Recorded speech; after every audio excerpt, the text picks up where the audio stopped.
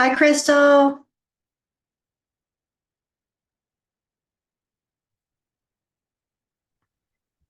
Well, you know what?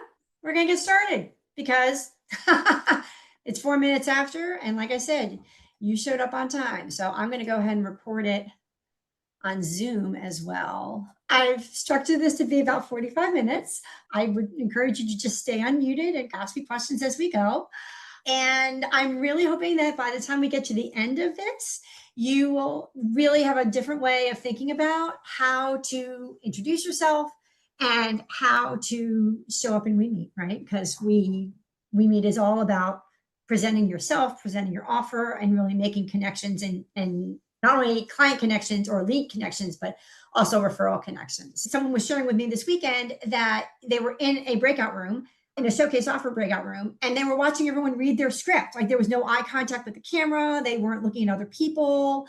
And she was saying how disconnected she felt. And she and I, over the course of the voice notes, were saying, we think what people are doing is they are using an AI prompt.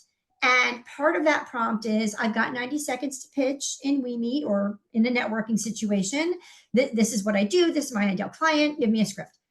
And the challenge is not AI, right? AI is a great place to start. The challenge is AI's output is not intended to be spoken. AI's output is intended to be written, right? And that's even assuming that it comes out sounding like you. So I think that but this type of thing is happening all over the place in networking rooms, right? They're speaking, right? But they're just coming out with, this is who I am, this is what I do, and here's my offer for the people in the room today, right? And that is why most pitches end conversations before the conversation even gets started, right? Because when you lead with what you do, you're giving people information, but information is not how people recognize themselves. Most people are listening to hear, do I recognize myself? Is this person talking about me? And when you're leading with information, their response is, okay, good, check, got it. Not like, oh my gosh, this is exactly who this person must be in my brain. This person knows who I am. And it reminds me of something that I have heard many, many times, but a coach repeated to me recently, which is nobody cares how much you know until they know how much you care. Nobody cares how much you know until they know how much you care. So when you're leading with information or credentials or how long you've been doing this type of work, you're leading exactly with the thing that people aren't that interested in, which is the information. So how many of us at some point, I'm not saying we're doing it now, but how many of us have done this? Right? We've started off with, hi, my name is, and this is who I help. And this is what people get when they work with me. I have done that early on. And I think the reason for that is that somewhere in our entrepreneurial journey, we were told, oh, you need to have an I help statement. You need to have a very succinct way to explain to people what you do. That's what an I help statement does, but it doesn't then start the conversation because conversation is very rarely started with an information dump, right? Conversations need to spark curiosity. And that's where the I help statement gets you to something very succinct, but it doesn't get you to the next level, which is starting the conversation. So to start with an I help statement is great, but you then have to build on that. It isn't really a standalone thing where you're trying to get people to lean in. When you're actually using it in a networking situation to try and generate leads for your business, it's not enough to just give that I help statement. So that leads us to the next thing. They're not listening to understand. They are actually listening to recognize. And those are two completely different goals, right? Understanding is one thing, but recognizing themselves in what you're saying is something completely different. And the reason for this is we decide emotionally. We don't decide from the logical part of our brain. We're deciding from the emotional part of our brain. So in order for us to decide that we're going to raise our hand, send a DM, ask more information, we have to have already self-identified, this person gets me. And information and labels is never going to get you there. So that's why it's really important to start thinking about your pitch from the framework of what is my audience experiencing right now? What problem are they having? What's the experience that they're having? My credentials, the information can come later, but I need to really tap into what is the thing that is keeping them stuck or holding them back. And so I've created this I see you framework, right? And when you look at creating a pitch or drafting a pitch or revising your pitch from this perspective, you are already shifting the focus from what you do to what is my audience experiencing, right? So you have to start, and I think most of the people in this room right now do know this first part. Where is your audience right now? What are they struggling with? What is the thing that keeps them up at night? What is the thing that gives them anxiety, right? Not what you know the problem to be, right? You knowing what the problem is not how they are seeing the problem. They are seeing the problem through the lens of this is what I'm feeling, this is what I'm experiencing, not the diagnosis of what that is. So it's really important to know that, which leads into showing the moment before they find you, right? So instead of saying, I help moms who are overwhelmed, that's pretty generic. First of all, what type of moms of old kids, young kids? Is it moms who are single parents? Is it moms who work? But if instead you said, I work with moms who experience the following on the daily. They're trying to get out the house. They've got a 2-year-old throwing Cheerios from the high chair and a 4-year-old who won't put on her shoes. And she knows she's got 10 minutes before she gets stuck in bumper to bumper traffic. And this is happening to her every single day. That's a really, really specific picture, right? Now you're going to know you're either that person or you're not that person. But you didn't have to say, I help moms who are overwhelmed. Instead, the recognition through the picture got you to that point without you having to label it as overwhelmed or as some other diagnosis. And then the next part of the pitch is, I can help with that. And then you stop, right? Now, if you're in WeMeet and you want to say, I'm offering a 30-minute call, or here's my freebie, or here's my top 10 tips for resolving this problem, then you make that offer. But this isn't the time to get into the details of the modules or the number of live calls or whether or not it's group coaching or one-to-one, right? At this point, you just want people leaning in to raise their hand and say, this is me. I want some more information. Because when that happens, you can tell the recognition did the work, right? And that's really what you want to do. That painting that recognition moment is doing the heaviest lifting in your pitch. My question for you is, think about a moment recently or in the past when you heard someone say, maybe you saw it on Instagram, maybe you're watching a reel, maybe you heard someone say this to you, maybe you were in house of worship and the leader of the congregation said something, and your immediate response to yourself was, oh my gosh, that's me. That happened to me last week, or this happens to me every day, or oh my God, I was just thinking about that last Thursday. I'm betting that when you had that moment, it was not because they were sharing information. Instead, they were describing something that you felt or you had experienced, and your immediate response was like, how could they have known? Like, that really did just happen to me. And it's that level of self-identification that we are looking for in your pitch. So the next part of this is, when you're in a networking situation, the really good news is everyone in that room is waiting to hear what you do. That's your opening. It's not so much what room you're in, right? Because you could be in the WeMeet room, which tends to be more warm and conversational. But even if you find yourself in a room like a BNI room or like a Chamber of Commerce mixer, the framework still holds. Whether or not you've got 90 seconds or you've only got 20 seconds, well, the only thing that changes is how you enter it. So in a warmer room like WeMeet, and we see people do this all the time, you can open with a question or with a short story, right? Before you drop into the moment.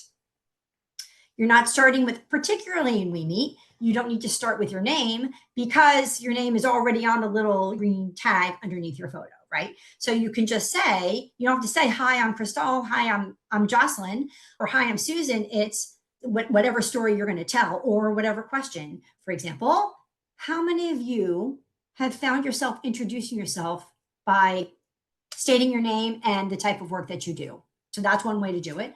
But a story, I mean, I've also used a story as well. So either way that works. In a more structured room, like Business Networking International or in a Chamber of Commerce situation, the framework may be that you are supposed to introduce yourself because chances are people can't read your name tag from way in the back of the room, right?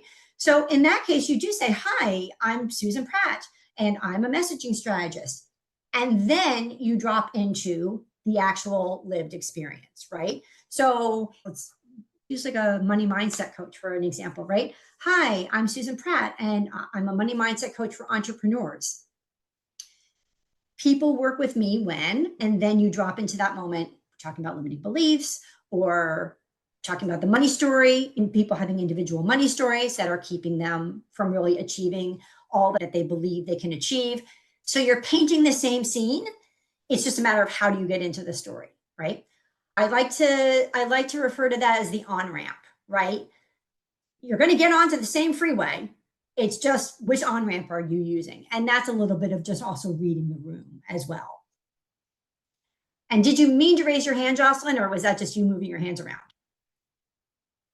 I have noticed that I've caught myself not saying my name at the beginning. Yeah. And it seems to I like integrate, especially because it like if we're in the We Meet, there's groups, sometimes there's breakouts where we know each other, right? And so I don't start. If it's a new group, then I will try to mentally remember to integrate my name somewhere in between. Absolutely. Yeah. I've been noticing I get more of a reaction when I start with some sort of story or something punchier or a question Yes. versus, hi, I'm, because like the name, like you said, the name, especially in that particular group, it's not what they remember you. I remember people sometimes by things and activities versus their name.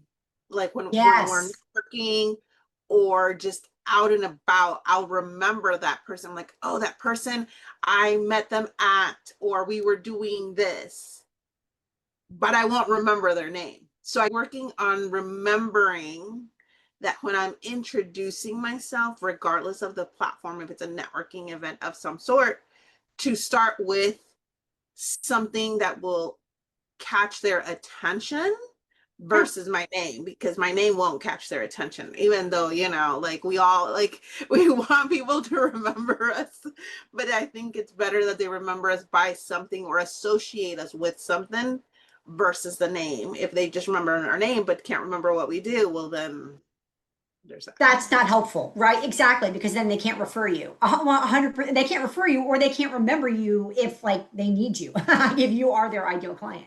Because that is, exactly what you said. If they can remember the thing you shared, that is how the human brain actually makes connections, right? It's never through the information, which is basically what your name is. There's nothing for them to like latch onto to make a connection. But when you say, are you someone who's looking to turn their side hustle into a full-time gig, but you're not sure how to make do without your 9 to 5 income? I'm your person. That is a way to get people to be like, oh wait, yes, that is me. Or wait, that's my sister-in-law, right? Or wait, like my neighbor down the street. She's always talking about how to make her side hustle into the full-time thing that she does, right?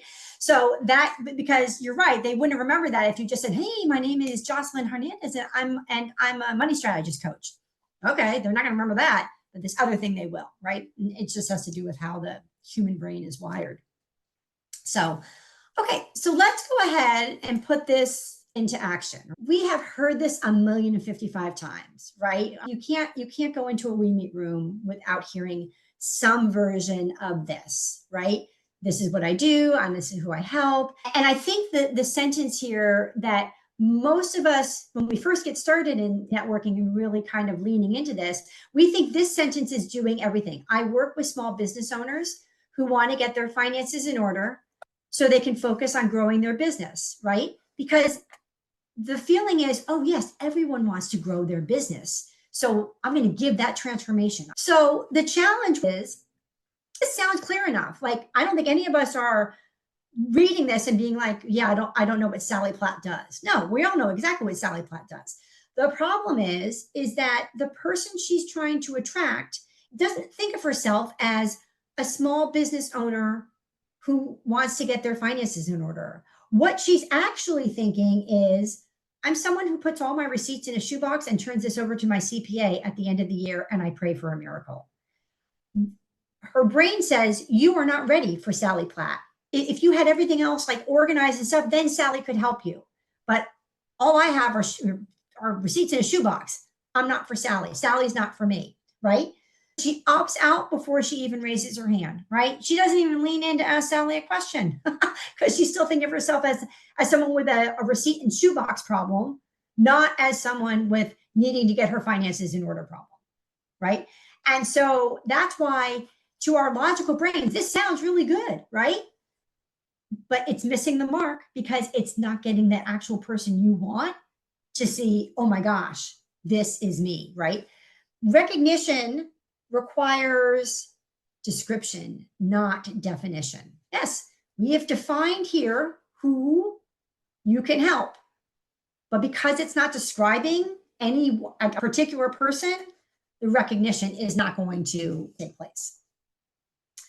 You guys don't have to put this in the chat. You can just think about it. Jocelyn already gave us an example, but for Crystal and Elizabeth, think about it. Like, how do you normally, when you find yourself in a We Meet room where you're supposed to introduce yourself and share an offer, or introduce yourself and do some market research, depending on the room you're in, how is it you are introducing yourself? Are you starting with a question, or are you starting with a version of, my name is, and I work with, right? Because this is the other thing that I know, that we will default to the language that we know every single time. So it really does take some work to retrain our brain to start in a different way. Once you start in a different way, then you kind of can get into the groove of it. But I can't tell you the number of times I found myself like in a We Meet room, and like almost the first thing that comes out of my head is, hey, my name is, and I'm like, oh, no, that's not where I'm going. And I kind of have to like regroup before the words actually come out. Yeah. So this is why I'm here, because I've been really trying to take I've only heard you in like social media, and I think we had a call, and I'm trying to take your nuggets and put them in. Now, to me, I try and treat it as though I'm in person, because I would shake hands and say, hi, I'm Elizabeth. So to me, that feels engaging. Like, I don't spend a lot of time, but then I start with, do you want to hear my intro? And then you can give me feedback on it. Or are we doing that later? We will probably have time later. I actually hear what you're saying. So if that feels natural to you, I think that's not a problem, because you can treat it as if you are in a more structured networking. Like I said, it's really just about the on-ramp. You can choose whatever on-ramp you want. The We Meet situation just gives you a little bit more chance to be creative if you're looking to be creative. Yeah. But if that doesn't feel like a line to you, then go with the, hi, my name is Elizabeth. But then you quickly move into like Yes. the next piece, right? So it does work that, but we can definitely take a listen to it. Experience is, if I say, if you're doing all the marketing things, like that is experiential, do you think? Or it is almost not experiential enough. And I can just give you a super quick example of this, right? So just for a second, what is something, think about your last 2 clients. When they came to you, what did they say? What were their words when they said, I'm finally reaching out because? actually, since I've changed it to that, Okay. Well, when you hear the whole thing, like I asked them at the end, take a second and think what part of your marketing is the heaviest. If something came to mind, you need to talk. Let's do this at the end. I'm happy to we'll do stay it on at the end. Okay. Yeah. Let's do that at the end. Okay. Yeah. Thank you. Okay. So this is the before. We've all heard this. We've probably used a version of it in the past. Okay. So it's the same person. We're still talking about Sally Platt, the bookkeeper and the tax strategist, right? The tax prep strategist. But this, if what, assuming we meet and we have a little bit more latitude for which on-ramp we use, this is very specific. Are you an entrepreneur who's been throwing receipts into a shoebox all year and praying that your CPA is a miracle worker and silently dreading what your tax bill may look like? That is something very specific, right? That is not going to be everybody, but it's going to be someone very specific. And you're either going to be like, yes, that's me, or you're like, oh yeah, no, not the issue I'm having. This is exactly what you were talking about, Jocelyn, where you put your name in later, right? You don't start with the name, but you do include the name so you don't get, people don't completely walk away without having heard your name. You do not need to take the full 90 seconds that is afforded to us. This is short enough to get people to lean in. Now, if you are doing something that maybe requires a little bit more context, perhaps you are a money manifestation coach, right? Maybe you want to paint the picture here a little bit more so that everybody has an idea as to what you're talking about. But maybe we're talking about an additional sentence. It doesn't require 30 seconds of explaining the type of work that you do, only to then get into what your offer is. Because again, the goal here is you are going to describe the situation that your person finds themselves in, and then you are going to indicate this is how you help. I alluded to this at the beginning where people are using AI to generate a full 90-second script. And the problem is it doesn't really take 90 seconds to spark someone's curiosity, right? And that really is the goal here.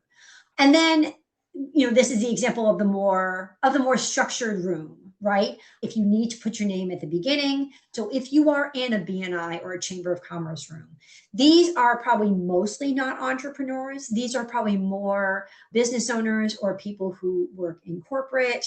And then you want to be a little bit more, you're not going to be quite as casual about throwing receipts into a shoebox, right? But you're going to talk about the same type of person who is running every aspect of the business themselves and costing them, right? This is going to resonate more with the people in a more formal setting. So it is really a matter of understanding the room. And Jocelyn was just referring to that earlier. When we find ourselves in an offer showcase room and we've met like 4 other people 5 times, like, in previous weeks, we can afford to be like a little bit more casual, a little bit more conversational. But I'm thinking most of us, when we find ourselves in a room where like maybe we've only met one of the people and like 3 other people are brand new to us, well, then we're going to start off with a little bit more of a formal introduction as to the type of work that we do. So the key here is we're not describing what a bookkeeper does. We're not describing the services that we offer. We're describing the situation that our client is finding themselves in. And that's what's going to make them lean in, right? Are there any questions about that? Sorry, I can't find the mute button. Since there's 2 of us, are you okay with us just unmuting and chatting? Okay, Absolutely, yeah. Okay. What I find is a missed opportunity when we are given 90 seconds if we don't use it, because I'm with you. I don't want to talk about myself for the 90 seconds. So like, what are some fun things we can do in that situation that we're still drawing interest to take us up on our offer, but not, this is what I do. Do you know what I mean? I think what my recommendation is, go deeper into the description, right? Describe your person a little bit more, right? Or give a secondary description, right? So maybe it's, are you an entrepreneur who's been throwing the receipts into his shoebox? Or are you someone who understands the concept of profit and loss, but can't quite figure out how to create that accountability in your business, right? Or let's just continue with this particular one. You could take this one. Are you the entrepreneur who's throwing the receipts? Or are you an entrepreneur who is afraid of looking at their numbers and therefore you're making decisions based on gut feelings because you don't know what your numbers are actually telling you, right? 2 slightly different descriptions of the same person. So if you're going to go in, if you want to take up some more time, I would recommend taking up some more time with the description. Yeah. That said, I wouldn't give 5 descriptions right? Because then people are Right. left juggling them in their head, like, oh, wait, which one is me? Right. So I would leave it at 2. And then if you want to go further into what you're offering, I'm offering a 30-minute consultation for all We members this week. And I will help you, whatever it is you're going to help them with. Are you going to spot one action they can take today? Are you going to help them identify where the money leaks are, so you can elaborate there? And I think the reality is, if you've given these 2 descriptions, you've introduced yourself, you've elaborated on your offer, you're probably pretty close to 60 seconds at that point, assuming you're not speaking super, super quickly. And I would try that and see kind of what it is, because the reality of it is if every one of us did that and we only took 60 seconds, we would have time at the end, and people could actually lean in at that point and be like, oh, hey, you know what, Sally Platt, that is me. We could actually then ask some questions in the group if we had some time at the end. So I don't think you should be afraid of having time at the end, because here's the thing. If you've used your 60 seconds wisely with a structured pitch like this, the person who took 90 seconds but was all over the place, you didn't lose out to them. Yeah. People stopped listening probably at about the 30-second point, if they even got that far to them. So a well-structured shorter pitch is going to win every single time over the one that took the full time, but it was like all over the place. Or the one that took 90 seconds, but all they did was give information. There was no description of the type of person that they help. It was just, I help overwhelmed moms who are struggling with their kids. And, a lot of description can take 90 seconds. You've used your time, but you're not going to get a greater return on investment for your time in there just because you took the full 90 seconds. Okay. And you're right, because I've heard people talk before and I'm like, oh, that's nice. And then I don't book. But then as soon as I can see myself in it, I'm like, I actually am hearing it and seeing myself in it differently. And I book the call. Yes. So, excellent. That's it. That's exactly what it is. And the thing is, it's hard, we recognize the recognition moment when it happens to us. It is very challenging for us to create that in our own words, right? Which actually brings me to the next thing. And it is that just like this exact moment that we're talking about is getting your words to say, wait a second, she's talking about, like, that's me. I need to find out more about how she helps people exactly like me. That has to be in your pitch.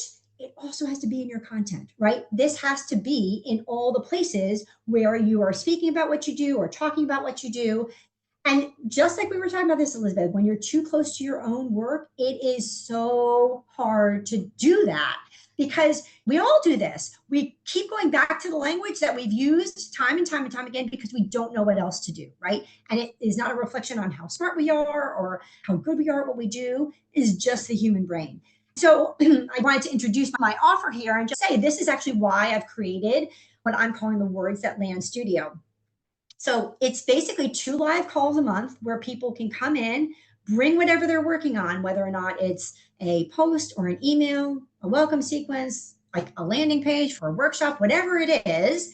And you'll get real-time feedback from someone who isn't as close to the work as you are, right? Because most of the time what's missing is like this layer of recognition. And sometimes that's all that is needed to get that piece to really start, really get your email list, get people signing up for your registration, for your workshop or whatever it is.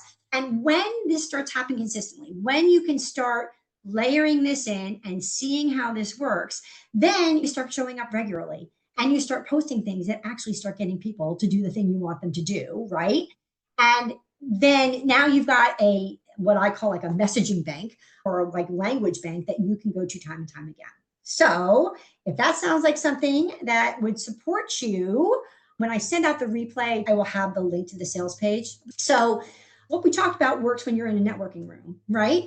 But what happens when you're in this other situation, right? And we all have had some variety of this. You're not gonna like launch into like some story, and you're not gonna ask the cousins plus one some random question, right?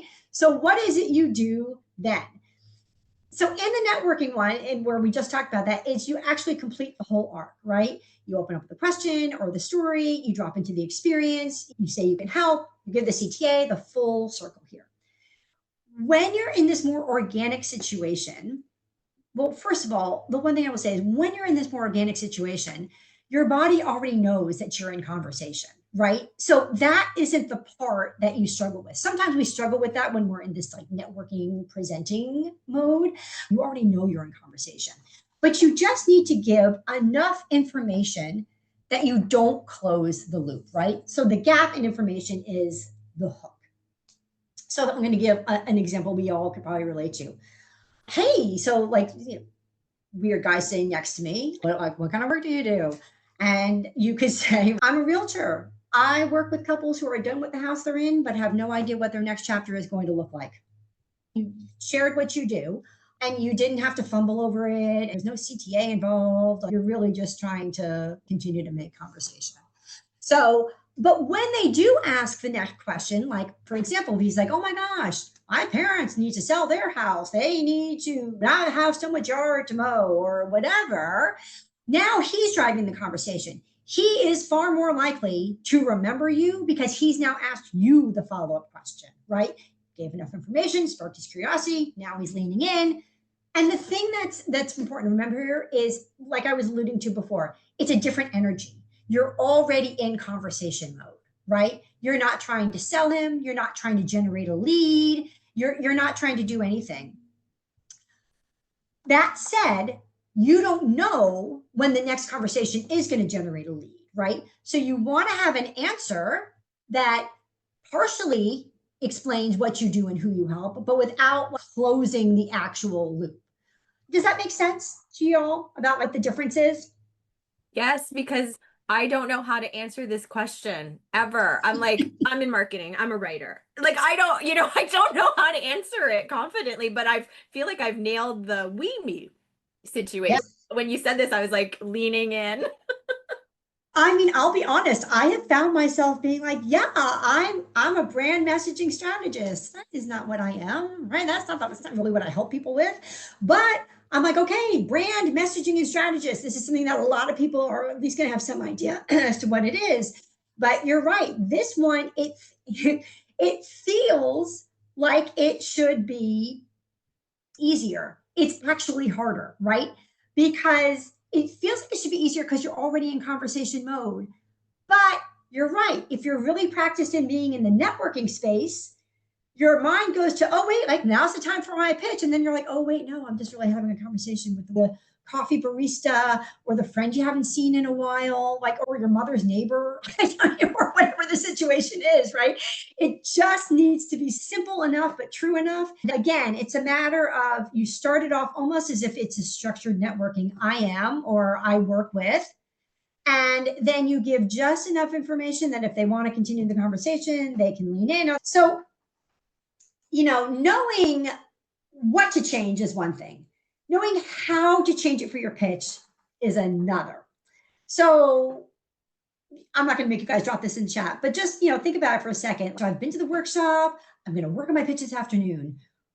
Do you feel confident that you know what to change so that you would get more people leaning in, actually getting 3 or 4 leads a week from your networking efforts, right? So think about that for a second.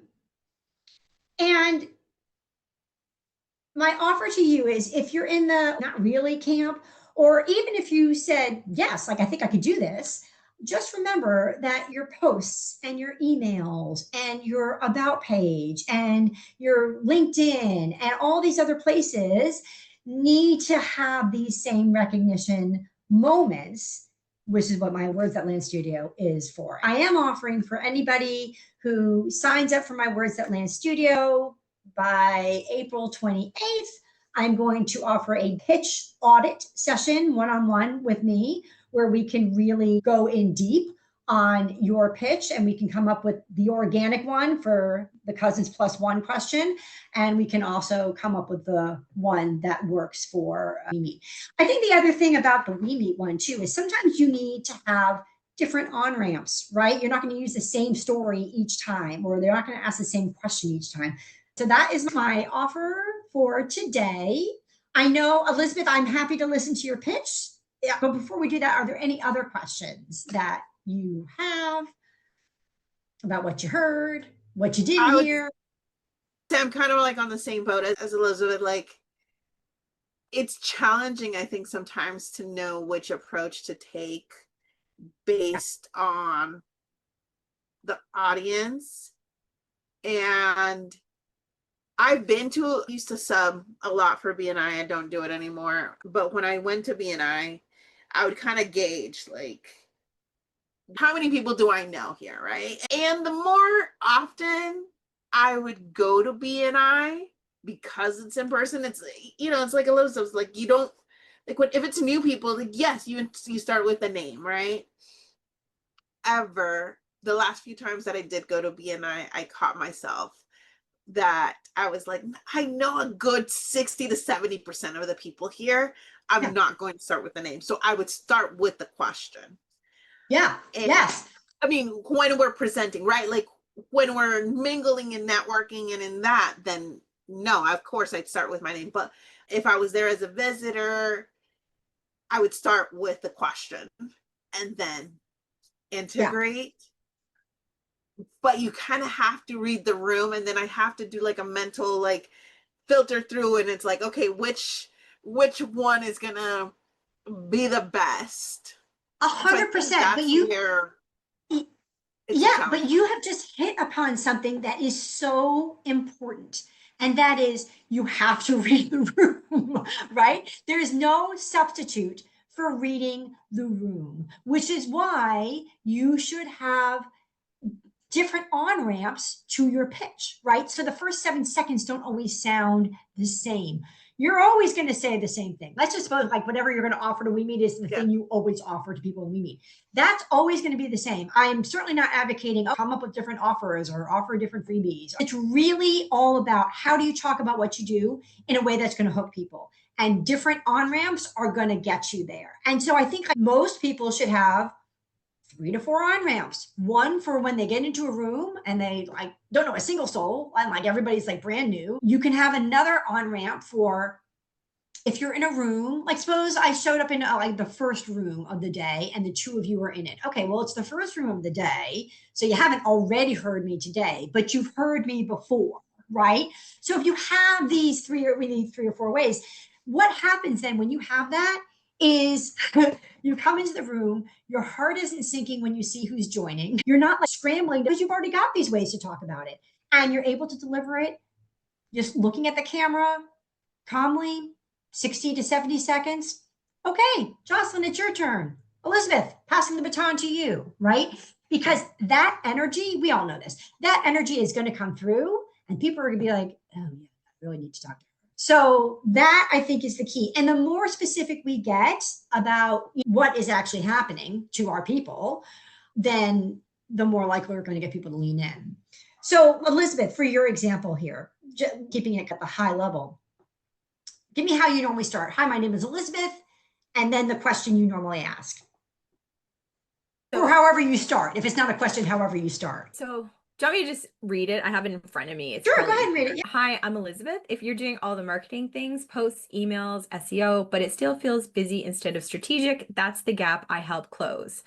I'm especially looking to connect with business owners who are done trying everything and ready for focused momentum. Yes. Take a second and think, what part of your marketing feels the most chaotic right now? If something came to mind, we should probably talk. I'm offering a free 30-minute strategy prescription call for all We Meet members this week to give you focused clarity on one area of your marketing and give you clear next steps. I've dropped the link in the chat. Okay. Let's go back to the very first part of this. Yeah. If you, well, give me the first part of it again. If you are someone who. If you're doing all the marketing things, but it still feels busy instead of strategic, that's the gap I help close. So the problem is,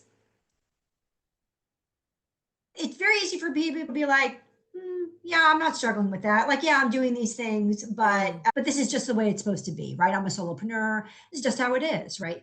Let's suppose that you can help somebody who can't tell the difference between posting 5 days a week and posting strategically 5 days a week, or creating content that is strategic and going to move the needle for them versus just posting random stuff. So, are you someone who, while you're posting 5 days a week, your posts are all, the content is not connected to one another? One day you're posting about like dogs and puppies, and then the next day you're posting about, scaling from 10K to 20K months. If you find if you are posting constantly, but your posts do not have a common through line, or your posts are not getting engagement, or are not getting comments, or are not getting DMs, do you see how that's more specific than if you are doing all the things and it feels busy but not strategic? Because I think the person you're looking for maybe doesn't understand what strategic actually is. Yeah. Right? Right. So I think you have to call out the thing that they're doing that's not working. And so in this case, I'm going to guess they're just posting random stuff and can't figure out why people aren't leaning in. Your prescription for that is you need to have, I'm going to guess, you need to have a theme, right? Week we're going to post about X, and this week we're going to post about Y, and then the third week we're going to post about, Z, and then we're going to come back to whatever your strategy is for posting, as an example. But I think that's the thing is, when you think about what people were doing before they got to you, because most people can explain this to you, right? I think most people can be like, yeah, I'm posting all the time and I'm getting no traction, right? Yep. Or I am writing a weekly blog and no one's seeing it. I think that's when you tap into that. Because if you were to say, I have aspirations of writing a blog or starting a Substack. That's what it is. Have you been wanting to start a Substack, but just can't find the time? I might lean in for that one. And to be like, I can't figure out how to get this going. Like, I can't figure out how to find the time or what to write about or whatever. That's the thing. It has to have someone be like, oh, yeah, that's me, right? And I think too often because I heard it in the first part, it was something about being busy but not strategic. Yeah. That's presuming they know what that looks like. You're right. And even seasoned entrepreneurs sometimes get caught in that busy space, They can't figure out why they don't have more clients, but God, they're busy, 8 to 5 every day.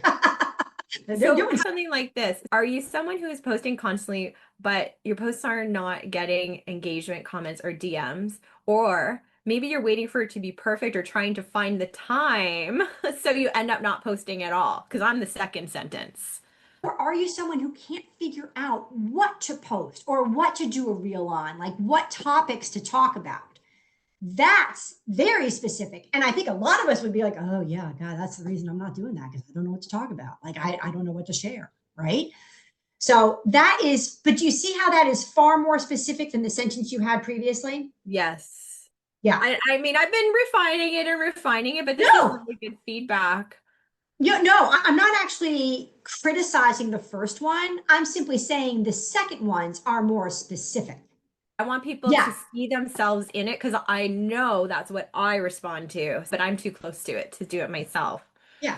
And that's actually my whole point about messaging in general, is that when you find yourself, my least favorite word, when you find yourself stuck, when you find your content, your posts, your emails, when you find them not moving you forward, not getting more leads, chances are it's missing this recognition moment, and it's very hard for us to see that in our own stuff. It really is why I'm really excited about creating this space where people can come, they can get some feedback, like some live feedback on what they're working on, and then they can go and test it. Because too often we're creating it, we're reviewing it, we're posting it, and then we can't figure out why it didn't really work, right?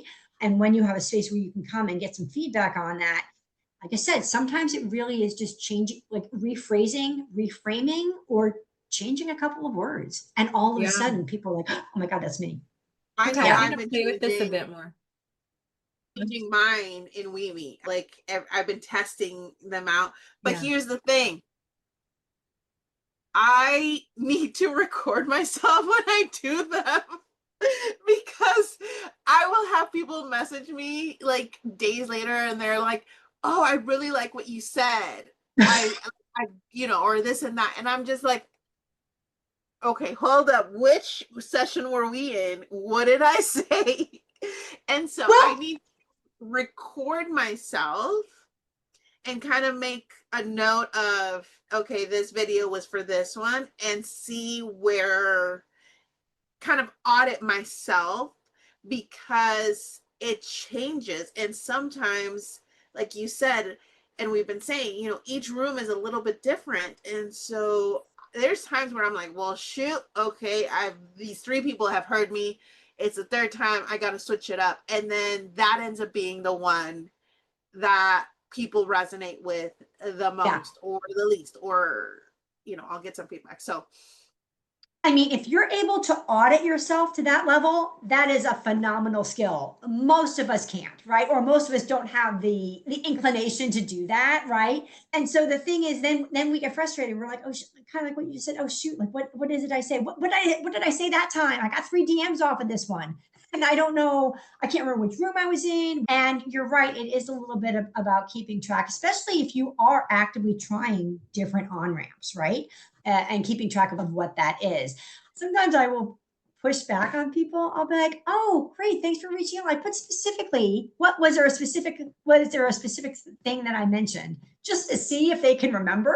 So it will like jog my memory.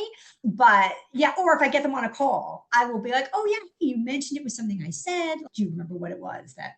sometimes it's also like facial expressions, like when you're looking at everyone on the screen and you say something, you kind of, we are all a little doing distracted or looking at something else, and then you'll say something and it's like everyone kind of stands up a Yeah. little bit taller, or like you make a little bit more eye contact. And so I try to make a mental note of that, but there's too many mental notes. And look, it's going to be hit or miss, right? But you can be like, okay, I'm going to try this again next week.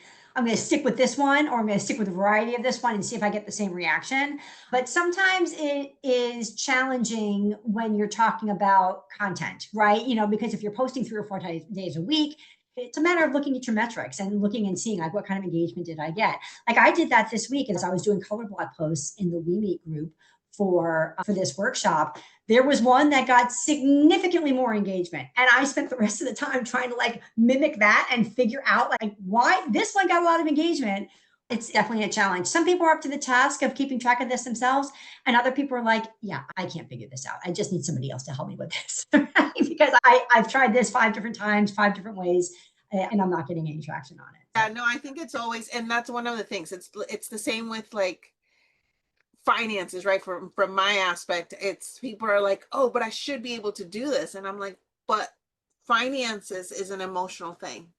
We are Yep. financially invested, emotionally invested in our finances, and so Yep. it is challenging to sometimes be able to make those decisions. And that's why an outside perspective is very helpful, because they help you look at things from a different point of view that you wouldn't. So it's the same thing with the words. It's like we are emotionally attached to our words, whether we realize it or not. And I Yep. made this comment in one of the breakouts that it took me a long time, because I was calling myself a career money coach. I thought that was just like encompassed everything. And then I realized after feedback that it was confusing for people, because people thought that I worked more career than money and how it all integrated. And so I've been playing with that. But that one, I didn't realize how emotionally attached I was to that title.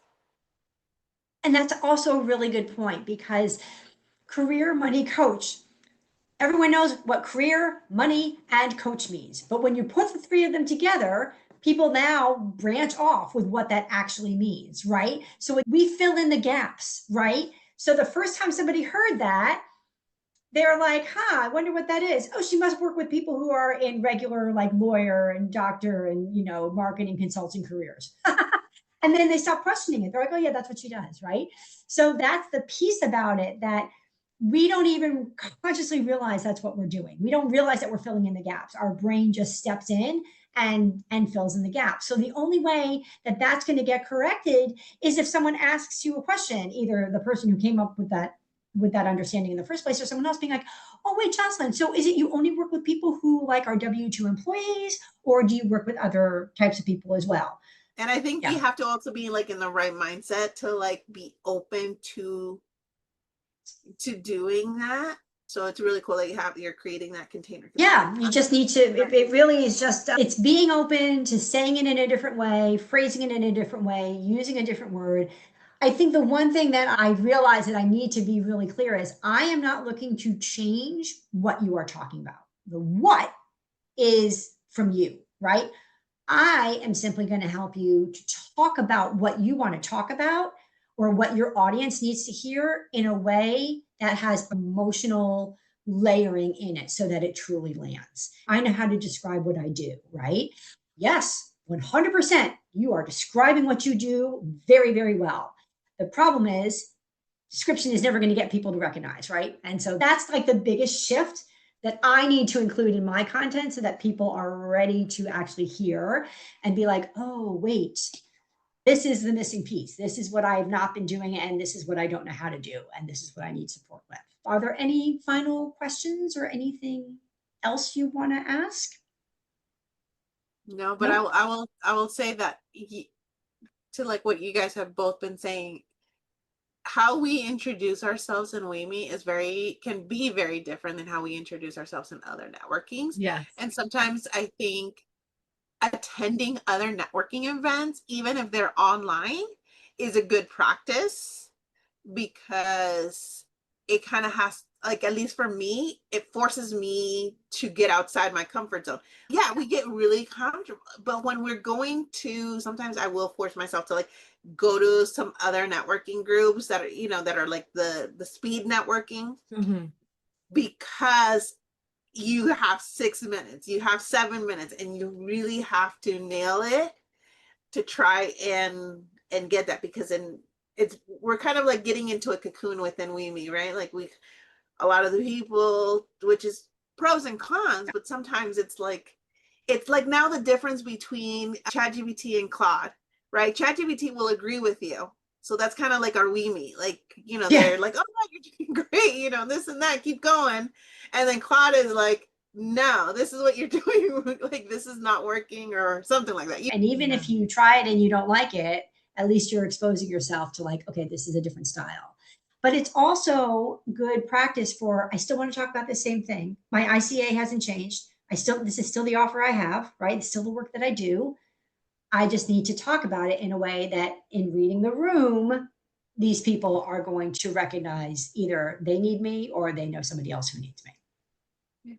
All right. Well, ladies, thank you again for staying on late and joining me in this workshop. And I will send out the replay with the link to the Words That Land Studio sales page probably tomorrow morning. So I will hopefully see you guys in WeMeet tomorrow.